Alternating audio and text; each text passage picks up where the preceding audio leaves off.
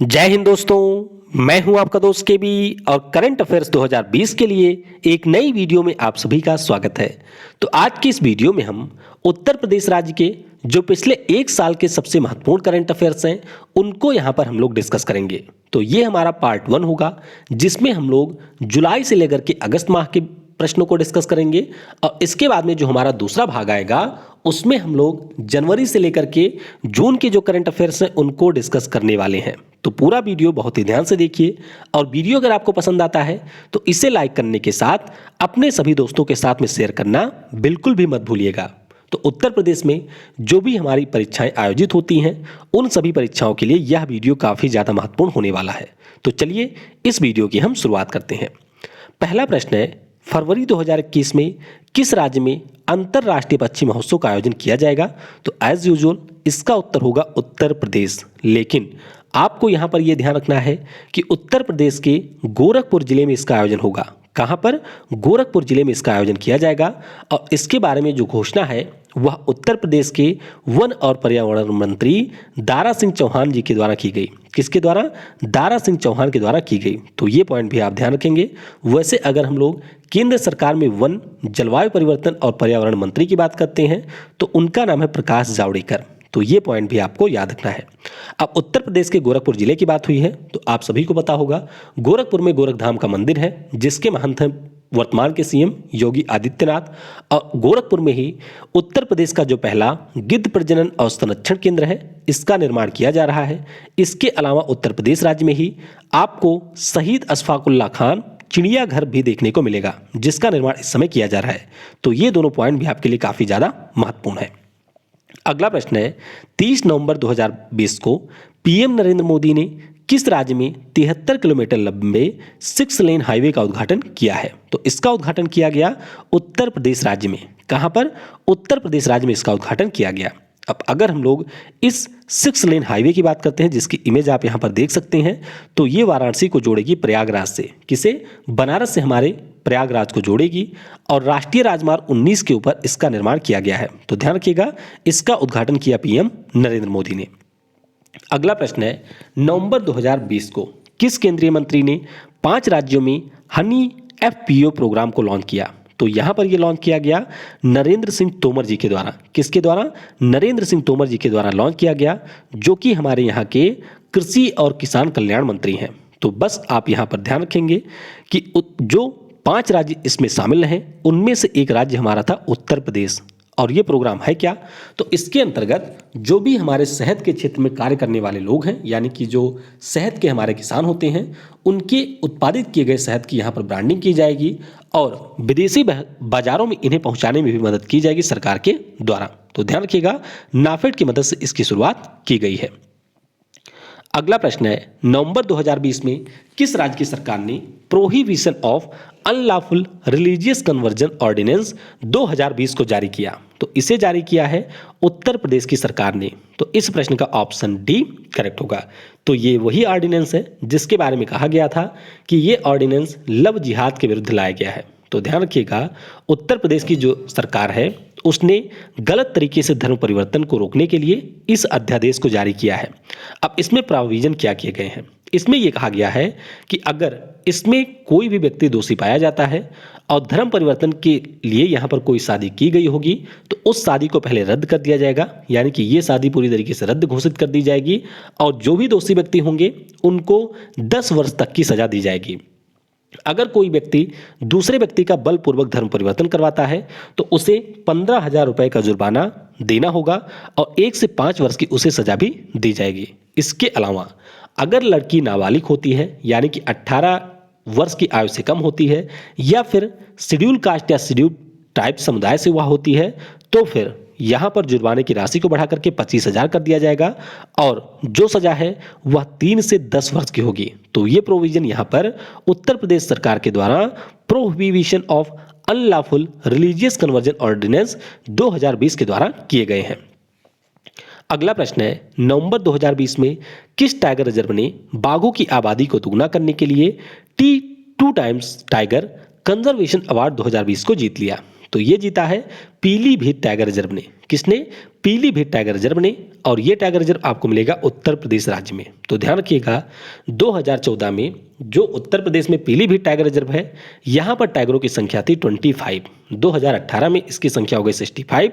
तो इसीलिए United nation development programme के द्वारा उत्तर प्रदेश के जो वन संरक्षक हैं सुनील पांडे, इनको अभी T2x2 टाइगर कंजर्वेशन अवार्ड 2020 से सम्मानित किया गया।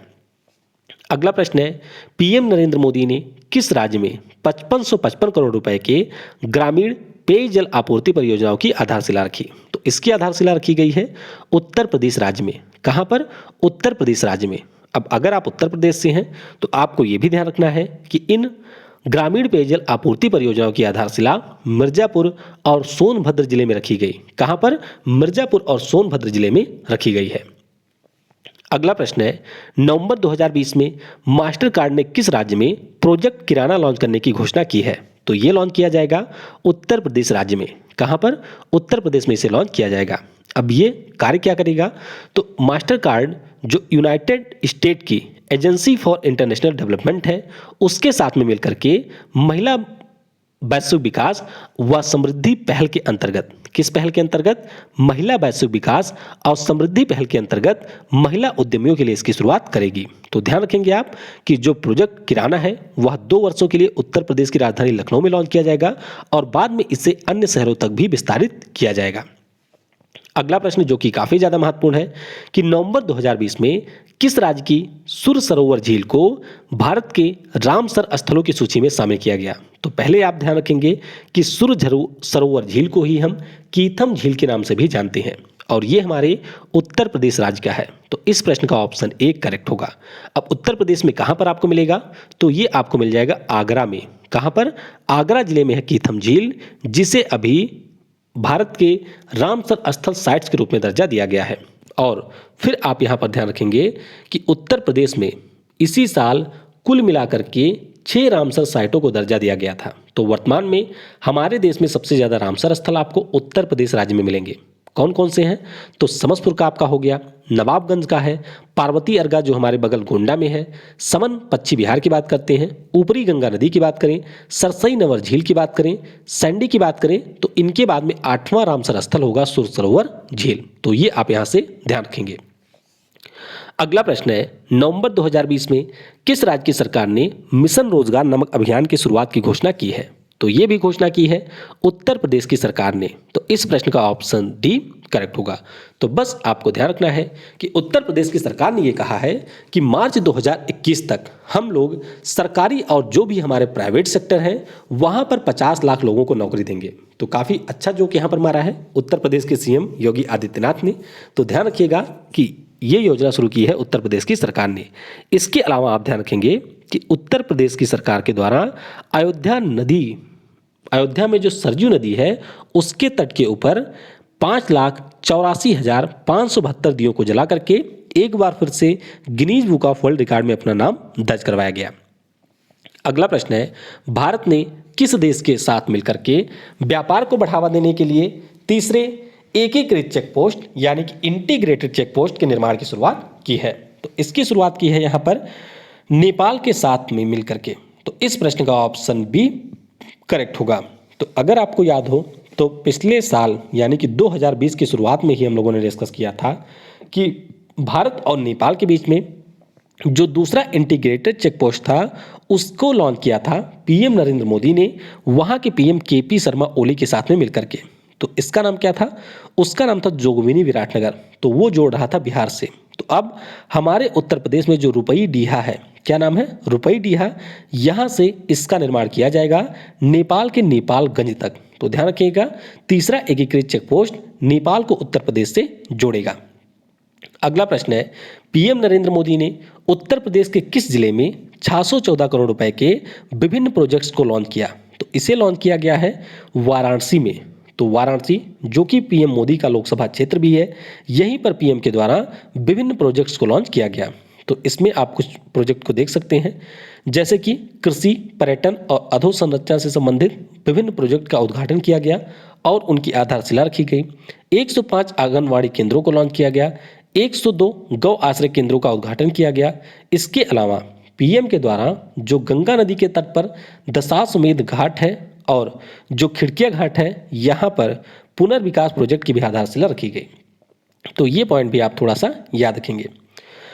अगला प्रश्न है, दिसंबर 2020 में केंद्रीय जू प्राधिकरण ने किस राज्य में चिड़ियाघर को मान्यता दी है? तो ये जो मान्यता दी गई वह 2 राज्यों में दी गई है। एक तो हमारा उत्तर प्रदेश है, दूसरा है बिहार। तो आपको ध्यान रखना है कि हमारे उत्तर प्रदेश के गोरखपुर जिले में जो आपका शहीद अशफाक उल्लाह खां प्राणी उद्यान बन रहा है, उसी को यहाँ पर सेंट्रल जू अथॉरिटी के द्वारा भारत के एक चिड़ियाघर के रूप में मान्यता दी गई है। तो महत्वपूर्ण प्रश्न है, इसके बारे में आप ध्यान रखेंगे। अगला प्रश्न है, दिसंबर 2020 में किस राज्य की सरकार के द्वारा जो हमारे सिख गुरुओं का इतिहास है उसको स्कूल के सिलेबस में शामिल करने की घोषणा की गई? तो ये भी घोषणा की उत्तर प्रदेश की सरकार ने। तो सीएम है योगी आदित्यनाथ और इन्होंने ये घोषणा की कि जो 27 दिसंबर होता है साहिबजादा दिवस, उस अवसर पर कि हमारे यहाँ पर जो स्कूल होंगे उसके पाठ्यक्रम में हम सिख गुरुओं के इतिहास को शामिल करेंगे। तो ऐसी घोषणा की है उत्तर प्रदेश के सीएम योगी आदित्यनाथ ने। तो ध्यान रखिएगा, साहिबजादा दिवस 27 दिसंबर को मनाया जाता है क्योंकि सिख धर्म के जो हमारे गुरु थे, गुरु गोविंद सिंह जी, उनके 4 पुत्र शहीद यहाँ पर हो गए थे। इसी दिन पीएम नरेंद्र मोदी ने किस राज्य में ईस्टर्न डेडिकेटेड फ्रेट कॉरिडोर के new Bhojpur new Khurja section का उद्घाटन किया है? तो इसका उद्घाटन किया गया उत्तर प्रदेश राज्य में। कहां पर? उत्तर प्रदेश राज्य में इसका उद्घाटन किया गया। तो आपको ध्यान रखना है कि इसकी लंबाई है 351 किलोमीटर और इसका उद्घाटन किया पीएम नरेंद्र मोदी ने। इसके अलावा हमारे पीएम के द्वारा जो ईस्टर्न डेडिकेटेड फ्रेट कॉरिडोर है, इसके लिए एक ऑपरेशन कंट्रोल सेंटर का भी उद्घाटन किया गया। कहां पर? प्रयागराज में। कहां पर हुआ? प्रयागराज में इसका उद्घाटन भी पीएम ने किया था। तो new Bhojpur new Khurja section ये भी आपको उत्तर प्रदेश में मिलेगा और प्रयागराज में ईडीएफसी के ऑपरेशन कंट्रोल सेंटर का भी उद्घाटन पीएम ने किया है। अगला प्रश्न है, भारत के किस राज्य ने दक्षिण एशिया के पहले रूफटॉप सोलर पावर उत्पादकों के लिए P2P ट्रेडिंग प्लेटफॉर्म को लॉन्च किया? तो ये भी लॉन्च किया है उत्तर प्रदेश की सरकार ने। किसने? उत्तर प्रदेश की सरकार के द्वारा इसे लॉन्च किया गया। तो आप यहाँ पर बस इतना ध्यान रखेंगे कि जो हमारे उत्तर प्रदेश की राजधानी है लखनऊ, वहाँ पर जिन लोगों का भी घर है वह इसमें पार्टिसिपेट कर सकते हैं और वह अपने छतों के ऊपर रूफटॉप सोलर पावर को इंस्टॉल करवा सकते हैं और फिर उसके द्वारा जो जनरेट की गई ऊर्जा होगी उसको खरीद या बेच सकते हैं। तो ये शुरू किया गया है उत्तर प्रदेश की सरकार के द्वारा। अगला प्रश्न है, भारत सरकार ने विश्व बैंक के साथ कितने डॉलर के green national highway corridor project के लिए समझौता किया है? तो ये समझौता हुआ है 500 मिलियन डॉलर का। तो इस प्रश्न का ऑप्शन सी करेक्ट होगा। तो इसमें हमारे देश के जो 4 राज्य हैं वहां पर green national highway corridor develop किए जाएंगे भारत सरकार के द्वारा और इन 4 राज्यों में एक राज्य हमारा उत्तर प्रदेश भी है। तो इसीलिए आप इसके बारे में भी थोड़ा सा याद रखेंगे। अगला प्रश्न है, दिसंबर 2020 में किस राज्य की सरकार ने ग्रामीण क्षेत्रों के लिए वरासत अभियान को लॉन्च किया? तो वरासत गांव वालों ने अक्सर सुना होगा कि इनके नाम वरासत कई दिए हैं, तो उसी प्रकार से है वरासत अभियान। तो ध्यान रखिएगा, इसे शुरू किया है उत्तर प्रदेश की सरकार ने। तो जो हमारा वरासत होता है यानी कि एक प्रकार के प्राकृतिक उत्तराधिकार होता है, उसी की शुरुआत यहाँ पर उत्तर प्रदेश की सरकार के द्वारा 15 फरवरी 2020 तक के लिए, 2020 नहीं है, यह है 2021, तो 15 फरवरी 2021 तक के लिए किया गया है। तो इसके अंतर्गत जो भी हमारे ग्रामीण क्षेत्रों की संपत्तियां होंगी या फिर किसी भी प्रकार का जो भूमि संबंधित विवाद होगा उसको रोकने के लिए यहाँ पर इसकी शुरुआत की गई है। अगला प्रश्न है, किस राज्य में भारत के पहले मेगा लेदर पार्क की स्थापना की जाएगी? तो इसकी स्थापना होगी उत्तर प्रदेश में। तो इस प्रश्न का ऑप्शन ए करेक्ट होगा। तो उत्तर प्रदेश में कहाँ होगा? तो चमड़ों के लिए उत्तर प्रदेश का सबसे जो प्रसिद्ध शहर है उसे हम लोग कानपुर के नाम से जानते हैं और कानपुर में आपको मिलेगा रमईपुर गांव, जहां पर इसकी स्थापना की जाएगी। तो बस आप ध्यान रखेंगे कि जो पहला भारत का मेगा लेदर पार्क है इसकी स्थापना उत्तर प्रदेश के कानपुर शहर में की जाएगी। अगला प्रश्न है, भारत सरकार ने किस राज्य में बिजली परियोजनाओं के लिए एशियाई विकास बैंक के साथ $300 मिलियन के ऋण के लिए समझौता किया है? तो यह समझौता भी किया गया उत्तर प्रदेश राज्य के लिए। तो इस प्रश्न का ऑप्शन सी करेक्ट होगा। तो बस आपको ध्यान रखना है कि उत्तर प्रदेश में जो भी ग्रामीण विद्युत वितरण नेटवर्क है उसको और ज़्यादा बेहतर बनाने के लिए इस प्रकार का समझौता भारत सरकार ने एशियाई विकास बैंक के साथ में किया है। अगला प्रश्न है, दिसंबर 2020 में किस राज्य की सरकार ने किसान कल्याण मिशन को लॉन्च किया? तो ये यहाँ पर लॉन्च किया है उत्तर प्रदेश की सरकार ने। किसने? उत्तर प्रदेश की सरकार के द्वारा इसे लॉन्च किया गया। तो बस आप ध्यान रखेंगे कि इसका मुख्य रूप से उद्देश्य है कि जो भी हमारे किसानों की आय है यानी कि जो उनकी इनकम है उसे हम लोग दुगना करें। भारत सरकार ने यह टारगेट रखा था कि 2022 तक हम इनकम दुगना करेंगे, तो उसी के मद्देनजर यहाँ पर उत्तर प्रदेश की सरकार के द्वारा किसान कल्याण मिशन को लॉन्च किया गया है। और आप ध्यान रखेंगे कि जो हमारे दक्षिण कोरिया के सैमसंग कंपनी है उसने कहा है कि उत्तर प्रदेश में जो नोएडा है, क्या है? नोएडा है, वहाँ पर हम एक मोबाइल डिस्प्ले यूनिट की स्थापना करेंगे। तो यहाँ पर मोबाइल डिस्प्ले का निर्माण किया जाएगा सैमसंग कंपनी के द्वारा और इस प्लांट को स्थापित किया जा रहा है उत्तर प्रदेश के नोएडा में। अगला प्रश्न है, पीएम नरेंद्र मोदी ने उत्तर प्रदेश के किस जिले में मेट्रो रेल परियोजना का शिलान्यास किया है? तो इसका शिलान्यास किया गया आगरा में। कहाँ पर? आगरा में इसका शिलान्यास किया गया। तो ध्यान रखिएगा, ये कुल मिलाकर के 29.4 किलोमीटर की परियोजना है जो कि अगले 5 वर्षों में बनकर के तैयार होगी। उत्तर प्रदेश के अगर हम लोग करंट स्टेटस की बात करते हैं तो जो हमारा लखनऊ मेट्रो है वह चल रहा है। इसके अलावा दिल्ली मेट्रो के अंतर्गत नोएडा आता है तो वहाँ भी ये संचालित हो रहा है। आगरा और कानपुर की बात करें तो यहाँ पर इस समय मेट्रो का निर्माण किया जा रहा है और मेरठ, गोरखपुर, बरेली, इसके अलावा प्रयागराज में मेट्रो को प्रस्तावित किया गया है। तो ये चीज़ें भी आपको थोड़ा सा यहाँ पर ध्यान रखना है। अगला प्रश्न है, आत्मनिर्भर भारत के तहत इनमें से किस शहर में हुनर हाट का आयोजन किया जाएगा? तो ये जो हुनर हाट है इसका आयोजन किया जाएगा लखनऊ और रामपुर में। कहाँ पर? लखनऊ और रामपुर में। तो रामपुर में इसका आयोजन किया गया था। कब से कब तक? 18 से 27 दिसंबर तक। और जो उत्तर प्रदेश की राजधानी है लखनऊ, वहाँ पर इसका आयोजन 23 से 31 जनवरी 2021 तक किया जाएगा। तो बस आप ध्यान रखेंगे कि लोकल फॉर वोकल थीम के अंतर्गत हुनर हाट का आयोजन उत्तर प्रदेश की राजधानी लखनऊ और रामपुर में किया जाएगा। अगला प्रश्न है, दिसंबर 2020 में बीएससी लिमिटेड पर बॉन्ड जारी करने वाला उत्तरी भारत का पहला नगरपालिका कौन बना? तो ये बन गया है लखनऊ नगरपालिका। कौन सी? लखनऊ नगरपालिका। तो ये आप देख सकते हैं कि जो उत्तर प्रदेश के सीएम हैं ये बीएससी पहुंचे थे और वहां पर इन्होंने बैल की जो सींग होती है उसको हिला करके बीएससी लिमिटेड पर नगर पालिका के बॉन्ड को जारी किया लखनऊ शहर के लिए। तो इस प्रश्न का ऑप्शन बी करेक्ट होगा। तो बस आपको ध्यान रखना है कि लखनऊ हमारे भारत का 9वां शहर बन गया है। उत्तर प्रदेश का यह पहला शहर बन गया है जिसने यहाँ पर बीएससी लिमिटेड के ऊपर बॉन्ड को जारी किया है।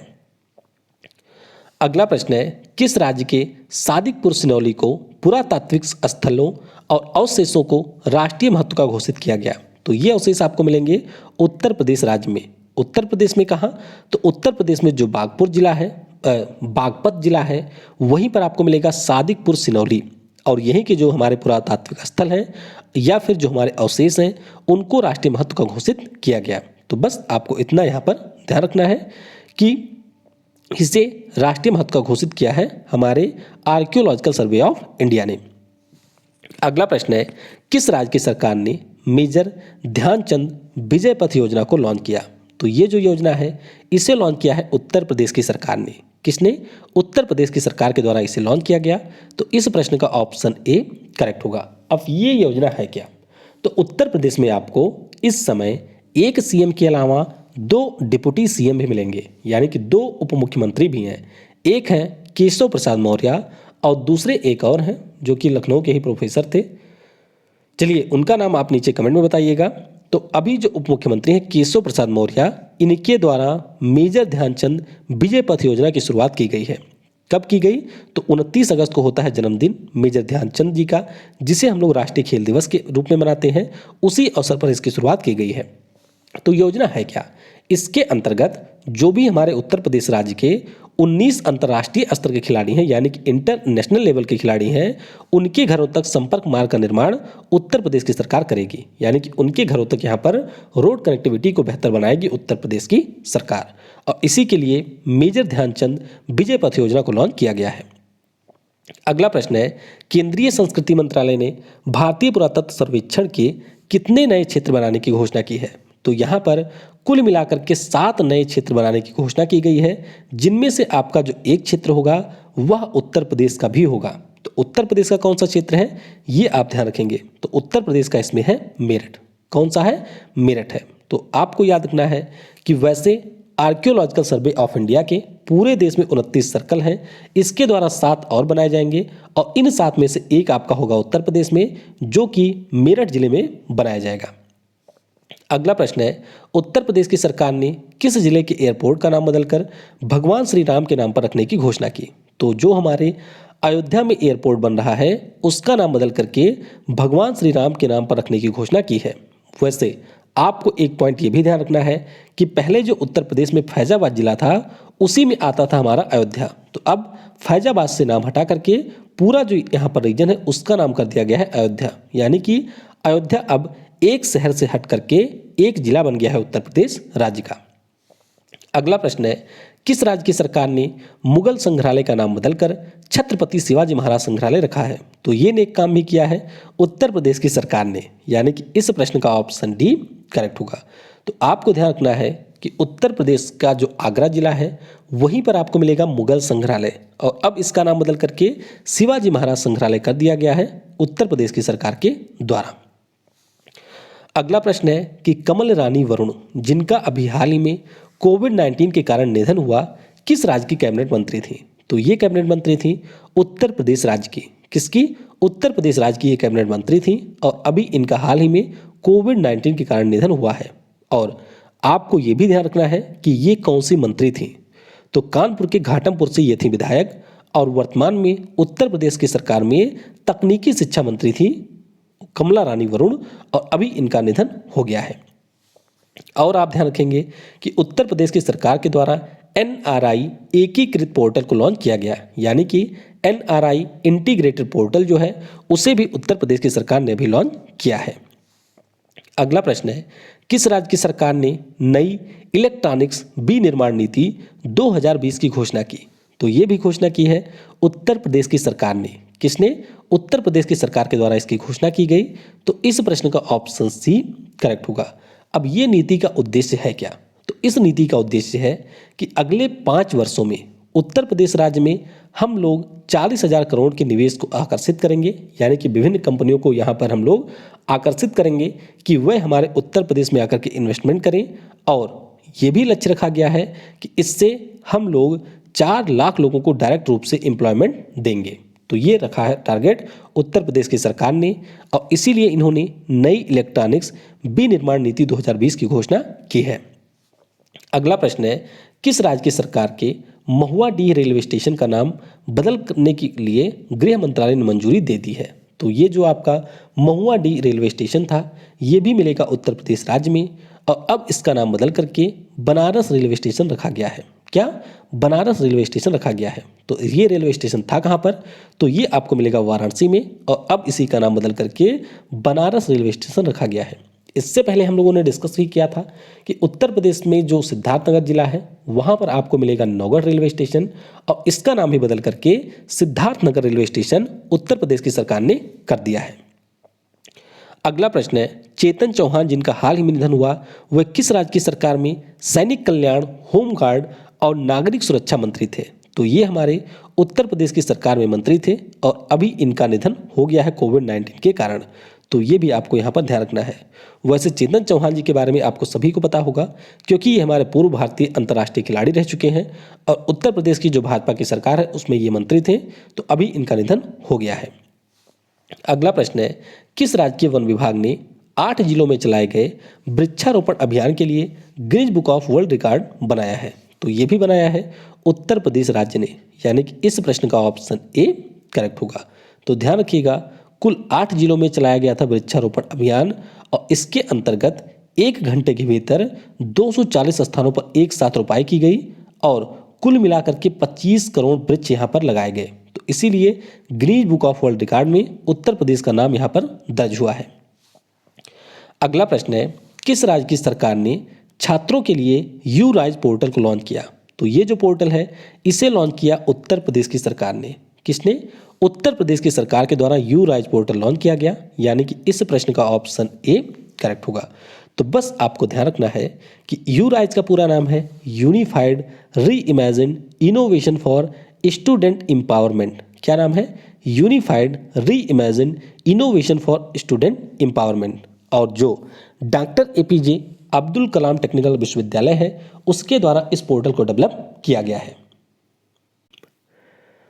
और अगर हम लोग इस पोर्टल की बात करते हैं तो उत्तर प्रदेश राज्य के जो छात्र हैं उनकी लर्निंग के लिए, उनके करियर से संबंधित किसी भी प्रकार की काउंसलिंग के लिए और उनको रोजगार दिलाने के लिए नई राष्ट्रीय शिक्षा नीति कार्यक्रम के साथ में इसे लॉन्च किया गया है। तो बस आपको ध्यान रखना है कि उत्तर प्रदेश की सरकार ने वर्ष 2017 में एक स्कीम की शुरुआत की थी जिसका नाम था Deendayal Upadhyay qualitative reform programme, और इसी के दूसरे चरण के अंतर्गत यहां पर यू राइज पोर्टल को लॉन्च किया गया है।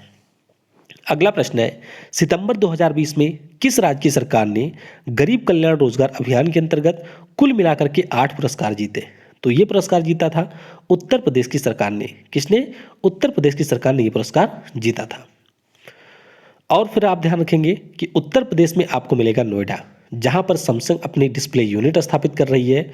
वहीं पर उत्तर प्रदेश के जो सीएम हैं योगी आदित्यनाथ, इनके द्वारा घोषणा की गई कि हम भारत की जो सबसे बड़ी फिल्म सिटी होगी उसे स्थापित करेंगे उत्तर प्रदेश के नोएडा में। तो ये भी आपके लिए महत्वपूर्ण प्रश्न है, इसके बारे में भी आपको याद रखना है। अगला प्रश्न है, किस राज्य की सरकार ने प्रमुख सरकारी संस्थानों की रक्षा के लिए एक विशेष बल गठित करने की घोषणा की है? तो ये घोषणा भी उत्तर प्रदेश की सरकार के द्वारा की गई, यानी कि इस प्रश्न का ऑप्शन डी करेक्ट होगा। तो ध्यान रखिएगा, उत्तर प्रदेश के जो सीएम हैं योगी आदित्यनाथ, इन्होंने ये कहा है कि जो भी हमारे यहाँ पर हाई कोर्ट है, जिला अदालतें हैं, इसके अलावा मेट्रो रेल हो गए, हवाई अड्डे हो गए, या फिर किसी प्रकार का वित्तीय संस्थान है, शैक्षणिक संस्थान है, या फिर हमारे इंडस्ट्रियल यूनिट्स हैं, उनकी सुरक्षा के लिए हम एक विशेष रक्षा बल का गठन करेंगे। तो बस आप ध्यान रखेंगे कि यहाँ पर उत्तर प्रदेश की सरकार ने ये घोषणा की है। अगला प्रश्न है कि किस राज्य में जैविक खाद्य प्रसंस्करण इकाई का उद्घाटन किया गया? तो इसका उद्घाटन किया गया उत्तर प्रदेश राज्य में। उत्तर प्रदेश में कहां पर? तो उत्तर प्रदेश में आपको राजधानी के पास में एक जिला मिलेगा जिसका नाम है बाराबंकी। तो बाराबंकी जिले में उस समय जो हमारी फूड प्रोसेसिंग मंत्री थी, यानी कि मिनिस्ट्री ऑफ फूड प्रोसेसिंग का चार्ज जिनके पास में था, हरसिमरत कौर बादल, उनके द्वारा यहां पर लॉन्च किया गया था। तो नाम क्या था इसका? नाम इसका था Messrs organic India private limited, और बाराबंकी जिले में इसका उद्घाटन किया गया था। तो बस आप इसके बारे में ध्यान रखेंगे। चलिए नीचे कमेंट में जरा ये बता दीजिएगा कि हरसिमरत कौर बादल, जिन्होंने केंद्रीय कैबिनेट से अब इस्तीफा दे दिया है, उनका जो प्रभार है, यानी कि अब हमारे भारत में खाद्य प्रसंस्करण मंत्री कौन है, वो आपको नीचे कमेंट में बताना है। अगला प्रश्न है, किस राज्य की सरकार ने प्रत्येक जिलों में विशेष बिजली चोरी को रोकने के लिए बिजली चोरी विरोधी पुलिस स्टेशन स्थापित करने की घोषणा की? तो ये घोषणा की है उत्तर प्रदेश की सरकार ने। तो ध्यान रखेंगे आप लोग कि उत्तर प्रदेश की सरकार ने ये कहा है कि जो हमारे राज्य में बहुत ज़्यादा बिजली चोरी की घटनाएं बढ़ रही हैं उसको हम लोग रोकेंगे, और उसे रोकने के लिए हम लोग अपने राज्य में बिजली चोरी विरोधी पुलिस स्टेशन को स्थापित करेंगे। तो कुल मिलाकर के जो 75 जिले हैं उन सभी में इसकी स्थापना की जाएगी। अगला प्रश्न है, किस राज्य की सरकार ने दादूपुर रेलवे स्टेशन का नाम बदलकर मां बाराही देवी धाम स्टेशन कर दिया है? तो ये नेक काम एक बार फिर से कर दिया है उत्तर प्रदेश की सरकार ने। किसने? उत्तर प्रदेश की सरकार ने ये नेक काम किया है। तो इस प्रश्न का ऑप्शन ए करेक्ट होगा। तो बस आप ध्यान रखेंगे कि उत्तर प्रदेश में जो राजा भैया वाला जिला है, प्रतापगढ़, कुंदा के राजा है राजा भैया, उन्हीं वाला ये जिला है। तो उन्हीं के जिले में था हमारा दादूपुर रेलवे स्टेशन, जिसका नाम बदल करके मां बाराही देवी धाम रेलवे स्टेशन कर दिया गया है। अगला प्रश्न है, विश्व की पहली वैज्ञानिक पुस्तक बाय बाय कोरोना का अनावरण किसने किया? तो उत्तर प्रदेश की जो वर्तमान में राज्यपाल हैं आनंदीबेन पटेल जी, इनके द्वारा इसका अनावरण किया गया। तो इस प्रश्न का ऑप्शन ए करेक्ट होगा। और आपको ध्यान रखना है कि जो उत्तर प्रदेश की राजधानी लखनऊ में है सेंट्रल ड्रग रिसर्च इंस्टीट्यूट, जो कि CSIR की एक लैब है, इसी के पूर्व प्रधान वैज्ञानिक थे डॉक्टर प्रदीप श्रीवास्तव। इन्हीं के द्वारा यह पुस्तक लिखी गई है जिसका नाम है bye bye corona.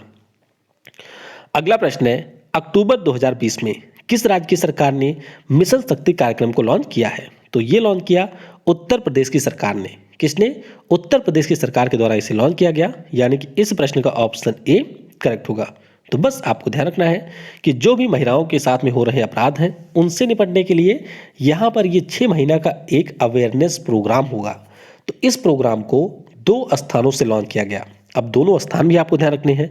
Uttar Pradesh की जो राजधानी है लखनऊ, वहाँ से राज्यपाल आनंदीबेन पटेल ने लॉन्च किया, और जो बलरामपुर जिला है वहाँ से सीएम योगी आदित्यनाथ ने मिशन शक्ति कार्यक्रम को लॉन्च किया है। तो दोनों पॉइंट आप यहाँ पर याद रखेंगे। अगला प्रश्न है, अक्टूबर 2020 में जारी रिपोर्ट के अनुसार पीएम स्वनिधि योजना के कार्यान्वयन में कौन सा राज्य रहा है पहले स्थान पर?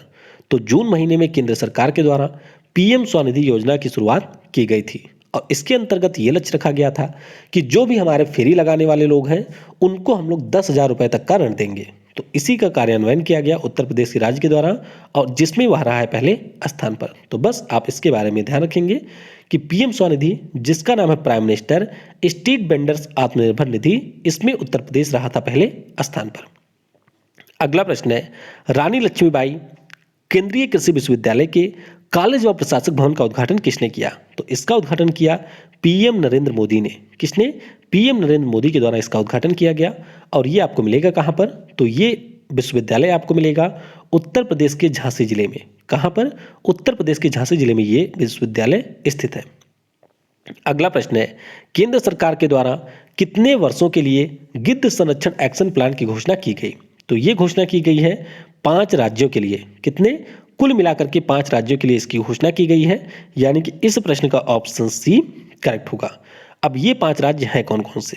तो ध्यान रखिएगा, इन 5 राज्यों में एक हमारा उत्तर प्रदेश राज्य भी है, उसके अलावा है तमिलनाडु, महाराष्ट्र है, कर्नाटक है और है त्रिपुरा, जहां पर गिद्ध संरक्षण और प्रजनन केंद्र का निर्माण किया जाएगा केंद्र सरकार के द्वारा।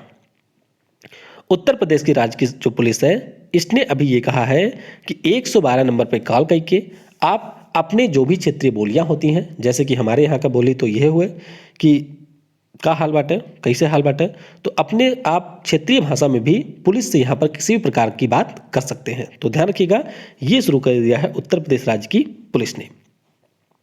अगला प्रश्न है, पर्यटन मंत्रालय के द्वारा जो रिपोर्ट जारी की गई वर्ष 2019 के लिए कि घरेलू सैलानी किस राज्य में सबसे ज्यादा आए थे, तो इस रिपोर्ट में उत्तर प्रदेश राज्य ने पहला स्थान प्राप्त किया है। यानी कि हमारे देश के जो अन्य राज्यों के लोग हैं उन्होंने सबसे ज्यादा विजिट किया था उत्तर प्रदेश राज्य में। तो कुल कितने लोग आए थे? कुल मिलाकर के 53.6 करोड़ लोग आए थे, जिनमें से 23.6% लोग आए थे उत्तर प्रदेश राज्य में। तो बस आप इसके बारे में ध्यान रखेंगे कि सबसे ज्यादा घरेलू सैलानी आए थे उत्तर प्रदेश राज्य में। अगला प्रश्न है, किस राज्य की सरकार ने महिलाओं की सुरक्षा के लिए सेफ सिटी प्रोजेक्ट अभियान को लॉन्च किया? तो ये भी लॉन्च किया है उत्तर प्रदेश की सरकार ने। किसने? उत्तर प्रदेश की सरकार के द्वारा इसे लॉन्च किया गया, और इस अवसर पर जो हमारे उत्तर प्रदेश की गवर्नर आनंदीबेन पटेल हैं, इनके द्वारा राजधानी लखनऊ में 180 दिनों के लिए इसे लॉन्च किया गया है, और इसके अंतर्गत सरकार ने 100 पिंक स्कूटर और 10 4 व्हीलर वाहन को रवाना किया है। तो बस आपको ध्यान रखना है कि सेफ सिटी जो प्रोजेक्ट है इसको उत्तर प्रदेश की सरकार ने लॉन्च किया है। अगला प्रश्न है, पेप्सिको कंपनी किस राज्य में ग्रीनफील्ड आलू चिप्स उत्पादन इकाई की स्थापना करेगी? तो इसकी स्थापना की जाएगी उत्तर प्रदेश राज्य में। कहां पर? उत्तर प्रदेश राज्य में इसकी स्थापना की जाएगी। उत्तर प्रदेश में कहां? तो मथुरा में इसकी स्थापना होगी पेप्सिको कंपनी के द्वारा। और पेप्सिको कंपनी की बात करते हैं तो अमेरिका की यह एक मल्टीनेशनल कंपनी है, जिसके वर्तमान में सीईओ हैं रमन लागुआर्ता। अगला प्रश्न है कि स्वच्छ भारत पुरस्कारों के तहत गरीबी कल्याण योजना के लिए सामुदायिक शौचालय अभियान के लिए किस राज्य को यहां पर सर्वश्रेष्ठ राज्य का पुरस्कार मिला है? तो ये पुरस्कार भी मिला है उत्तर प्रदेश की सरकार को। किसे? उत्तर प्रदेश की सरकार को यह पुरस्कार मिला है। और आपको ध्यान रखना है कि गरीब कल्याण में उत्तर प्रदेश को यह पुरस्कार मिला है, और गैर गरीब कल्याण में गुजरात राज्य को यह पुरस्कार मिला है। उत्तर प्रदेश के जो 2 जिले हैं, जिनमें से एक का नाम है प्रयागराज, दूसरे का नाम है बरेली, इनको भी यहाँ पर सामुदायिक शौचालय अभियान के लिए पुरस्कृत किया गया। अगला प्रश्न है, अक्टूबर 2020 में किसके द्वारा संपत्ति कार्ड के वितरण कार्यक्रम स्वामित्व योजना का शुभारंभ किया गया? तो इसका शुभारंभ किया पीएम नरेंद्र मोदी ने। किसने? पीएम नरेंद्र मोदी ने इसका शुभारंभ किया है। और आपको ध्यान रखना है कि जो ये योजना पहले चरण में लागू की जाएगी उसे 6 राज्यों में लागू किया जाना है। कौन कौन से राज्य हैं? कर्नाटक है, महाराष्ट्र है, मध्य प्रदेश है और इसमें हमारा एक उत्तर प्रदेश राज्य भी है। तो ध्यान रखिएगा, पहले चरण में जो स्वामित्व योजना है वह हमारे उत्तर प्रदेश राज्य में भी लागू की जाएगी। स्वामित्व की बात करते हैं तो इसका पूरा नाम है survey of villages and mapping with improvise technology in village area, यानी कि जो हमारे विलेज एरिया है वहां पर ड्रोन के माध्यम से मैपिंग की जाएगी। अगला प्रश्न है, अक्टूबर 2020 में किस राज्य की सरकार ने सबसे बड़े ऑक्सीजन उत्पादन संयंत्र को स्थापित किया है? तो यह स्थापित किया उत्तर प्रदेश की सरकार ने। कहां पर किया? तो गाजियाबाद जिले में इसका उद्घाटन किया गया मोदी नगर में। तो ध्यान रखिएगा, जो सीएम योगी आदित्यनाथ हैं उनके द्वारा इसका उद्घाटन किया गया था। अगला प्रश्न है, ज्यूरिक एयरपोर्ट इंटरनेशनल एजी ने किस राज्य की सरकार के साथ जेवर हवाई अड्डे के लिए रियायत समझौता किया है? तो ये समझौता किया है उत्तर प्रदेश की सरकार के साथ में। तो इस प्रश्न का ऑप्शन सी करेक्ट होगा। तो बस आपको ध्यान रखना है कि उत्तर प्रदेश में जो नोएडा अंतर्राष्ट्रीय हवाई अड्डा है, जिसे हम लोग जेवर हवाई अड्डे के नाम से जानते हैं, इसके निर्माण, इसके डिजाइन और इसके संचालन के लिए ज्यूरिक एयरपोर्ट एजी के साथ में यहां पर समझौता किया गया है। अगला प्रश्न है, किस राज्य की सरकार ने कोरोना वायरस हॉटस्पॉट के लिए आरोग्य सेतु ऐप को अनिवार्य किया? तो ये बिल्कुल कूड़ा टाइप का प्रश्न है, तो ये भी किया था उत्तर प्रदेश की सरकार ने। अगला प्रश्न है कि कोविड-19 रोगियों के लिए 1 लाख बेड बनाने वाला पहला देश का राज्य कौन बना? तो ये भी बना था उत्तर प्रदेश, और ये भी एक तरीके का कूड़ा टाइप का ही प्रश्न है। लेकिन थोड़ा सा इनके बारे में आपको ध्यान रखना है कि जो हमारे 1 लाख बेड थे उनको तैयार किया था उत्तर प्रदेश की सरकार ने, और सभी जिलों में वेंटिलेटर की सुविधा उपलब्ध करने वाला भी देश का पहला राज्य बना था उत्तर प्रदेश। अगला प्रश्न है, किस राज्य की सरकार ने निवेश मित्र प्लेटफॉर्म के साथ MOU ट्रैकिंग पोर्टल को लॉन्च किया?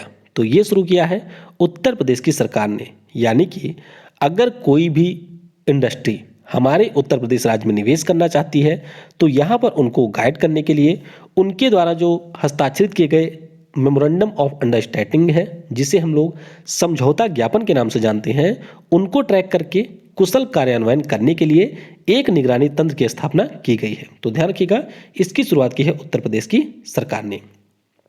अगला प्रश्न है, किस राज्य की सरकार ने बाल श्रमिक विकास योजना की शुरुआत की? तो ये योजना भी शुरू की है उत्तर प्रदेश की सरकार ने। किसने? उत्तर प्रदेश की सरकार के द्वारा इसकी शुरुआत की गई है, और इसके अंतर्गत जो भी हमारे श्रमिकों के बच्चे हैं, यानी कि मजदूरों के बच्चे हैं, उन्हें आगे की शिक्षा के लिए वित्तीय सहायता दी जाएगी। तो ये आप यहाँ पर ध्यान रखेंगे। अगला प्रश्न है, किस राज्य के सभी जिलों में 2 नॉट MTB मशीनों को स्थापित किया गया? तो इस प्रश्न का भी उत्तर होगा उत्तर प्रदेश। किसमें? उत्तर प्रदेश में जो 75 जिले हैं वहां पर 2 नॉट MTB मशीनों को स्थापित किया गया। तो इसका मुख्य रूप से काम था कि जो कोविड-19 के लक्षण वाले व्यक्ति हैं उनका परीक्षण किया जा सके।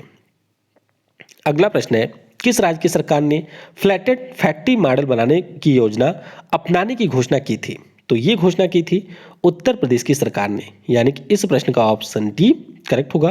तो बस आपको ध्यान रखना है कि जो फ्लैटेड फैक्ट्री मॉडल है, इस योजना को अपनाने की घोषणा उत्तर प्रदेश की सरकार के द्वारा की गई थी। किस राज्य की सरकार ने पहली बार निवेश के लिए विशेष मंत्रालय का गठन किया है? तो मुख्य रूप से राज्य में इन्वेस्टमेंट को बढ़ावा दिया जाए, इसी के लिए इस मंत्रालय का गठन किया उत्तर प्रदेश की सरकार ने। तो इस प्रश्न का ऑप्शन ए करेक्ट होगा। तो बस आपको ध्यान रखना है कि बहुराष्ट्रीय कंपनियों की सलाह के बाद में जो उत्तर प्रदेश के सीएम हैं, जिनका नाम है योगी आदित्यनाथ, इनकी अध्यक्षता में एक नोडल एजेंसी जिसका नाम है इन्वेस्ट यूपी, इसका भी यहाँ पर गठन किया गया। तो बस आप इसके बारे में ध्यान रखेंगे कि अगर कोई भी इंडस्ट्री या कोई भी बिजनेसमैन उत्तर प्रदेश में निवेश करना चाहता है तो 15 दिनों के भीतर यहाँ पर इससे जो भी संबंधित प्रक्रिया होती हैं उन सभी को पूरा कर लिया जाएगा और उसे मंजूरी यहाँ पर दे दी जाएगी। एक चीज आपको और ध्यान रखना है कि उत्तर प्रदेश की सरकार के द्वारा पिछले साल जो हमारी थारू ट्राइब्स हैं उनके लिए एक योजना को लॉन्च किया गया था। तो नीचे कमेंट में जरा ये बता दीजिएगा कि जो हमारी थारू जनजातियां हैं वह उत्तर प्रदेश के किन जिलों में पाई जाती है? कहां पर? उत्तर प्रदेश के किन जिलों में थारू जनजातियों का निवास होता है? एक मैं आपको हिंट दे देता हूं कि जो हमारे हिमालय से जुड़े हुए जिले हैं वहां पर इन जातियों की अधिकता देखने को मिलती है। तो वीडियो को समय देने के लिए आप सभी को बहुत बहुत धन्यवाद। Thanks for watching. जय हिंद, जय भारत, और सबसे जरूरी, पढ़ेगा भारत तो बढ़ेगा भारत।